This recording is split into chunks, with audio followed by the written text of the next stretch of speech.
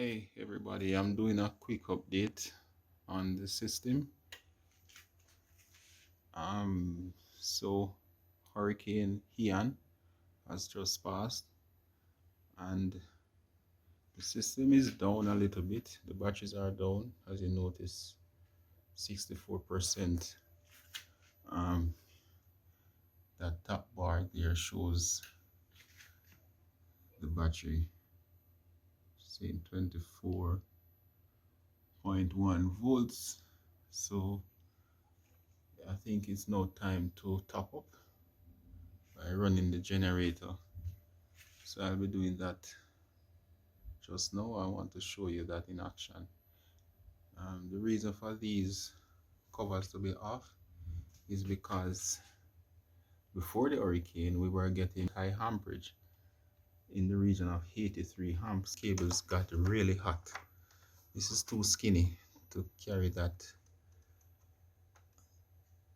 load. That 80 amp is not gonna work through this well.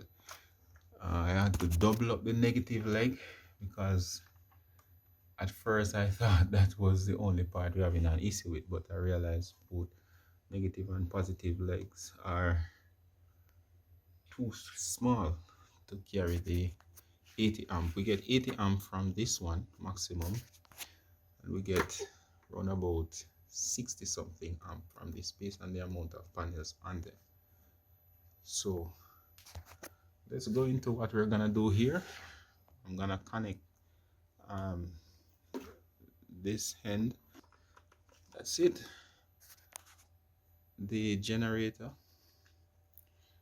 is already connected, but it's not powered on. I'm gonna power on the generator and then turn these breakers on and start running, charging the battery. What I want to point out is that it is not advisable to charge a battery at 100% of the charge controller capacity. I'm gonna be charging at about 50%. So if you notice here, maximum charge rate 50%. So that's how I'm gonna charge these batteries. 900 amp hour battery bank. Each inverter accounts for 450. When you go in the other inverter, this is the master 00. Then you go into the slave 05, the same 450 amp hours you're gonna see, and the same 50%. So if it was 100, it's normally at 100% by default. Maybe I'll push it up to about 60%. Get back into that. Let me push this up to about 60%. So 60% of the into that. So 60% of the power coming of the capability of these inverters, which is 7,000 watts. So 60% of that should be going to the battery, because it's gonna be pulling 7,000 watts from the generator. So let's go outside, look at the generator, and then we're gonna come back in and start the generator. It's a remote start, so we can start it from inside here, and we'll see what happens. It's a bit noisy because it's a gas generator, so let's look at that. All right, so I'm gonna start the generator now. Still at 60%, but it wouldn't change. It's not gonna change, and it's the same for both inverters. So let's start this.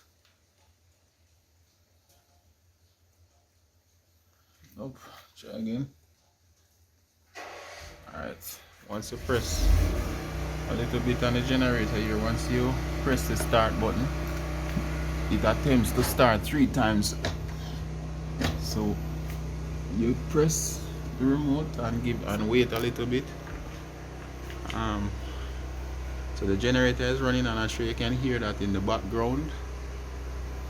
What I normally do is give it a few seconds before I power these switches on, these breakers. You hear some clicking a little bit.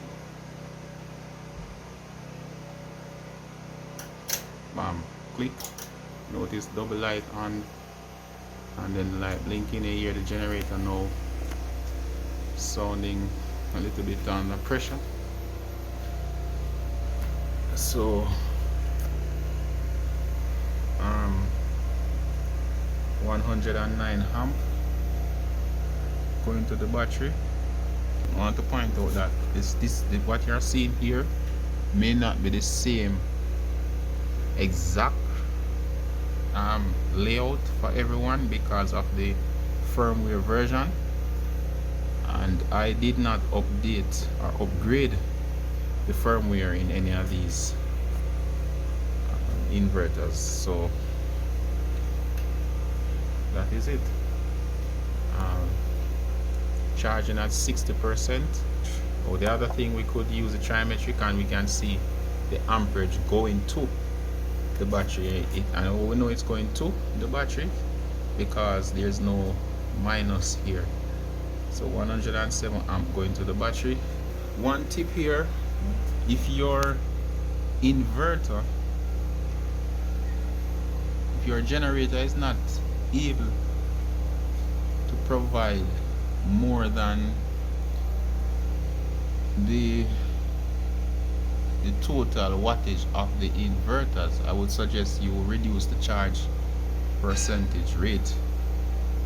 Also, what I realize is that while the inverters are charging the battery, if you apply any additional load like our water pump would start up, then it tends to cause the inverters to, when charging at 100%, it causes the inverters to want the slave to switch off, and then the power pulls from the battery. And I guess that is because already we were pulling 7,000 watts from the generator. So because of that, there's no additional power to be pulled from the generator to provide that sometimes up to 3,000 watts to start the pump. So for that reason, it's also a second reason to not charge at 100% rate. So there's a little wiggle room for charging and running up additional loads, because the inverters will switch off and then pull from the battery. They're not gonna pull from the battery and the external source at once. They're gonna disconnect from one of the sources and pull from the other source, and the battery is gonna be the sure source when it tries to pull from the generator, and it's not gonna get that extra power from the generator. In my case, as you saw out there, it's 7,200 watt, and we know that these two inverters, when they run normally, they pull up to 7,000 watts continuous, and then when they spike, they can double that.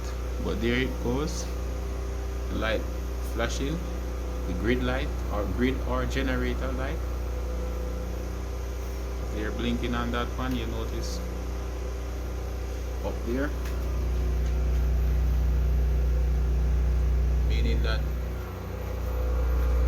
external source power is coming in, and it's clean and stable at 60 Hz as the system is running at. Though I'm in Jamaica, where the standard is 50 Hz, we use 60 Hz at my home. Thank you for stopping by on this one. Stay tuned, more content coming soon. Remember to like, share and subscribe if you like the content I'm providing. See you in the next one.